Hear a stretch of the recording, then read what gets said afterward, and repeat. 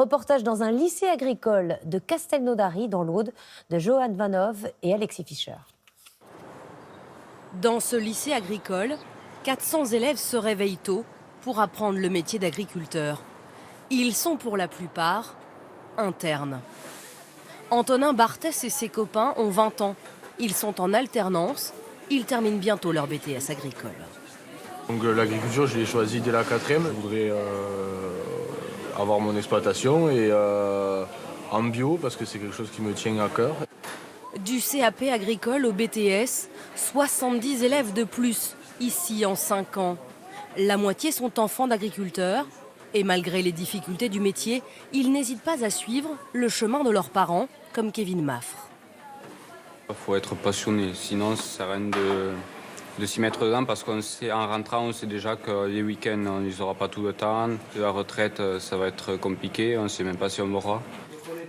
Formés à tous les métiers de l'animal et du végétal, comme reconnaître ici, sur les exploitations du lycée, les caractéristiques d'une céréale.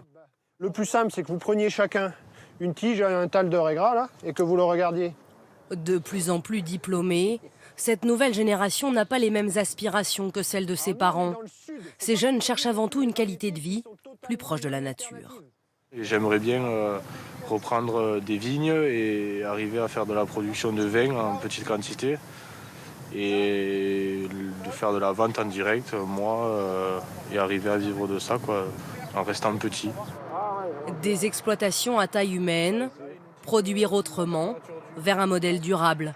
Un discours qu'entend de plus en plus souvent le directeur de l'établissement. Je pense qu'il y a un retour effectivement à un peu plus de travail qualitatif, d'un travail un petit peu vertueux, de recréer des liens avec du producteur au consommateur. Et je pense qu'économiquement, c'est aussi là qu'on va avoir des marges de manœuvre pour que les exploitants, les agriculteurs vivent bien aussi économiquement de leur métier. Et ce modèle fonctionne.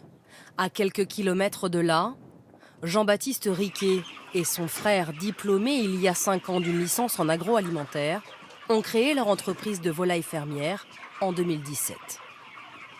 Nous, c'était un peu surfer sur la vague, en fait. Le retour aux sources, le retour au bon poulet, le retour au bien manger. Le bien-être animal, aujourd'hui, il est là.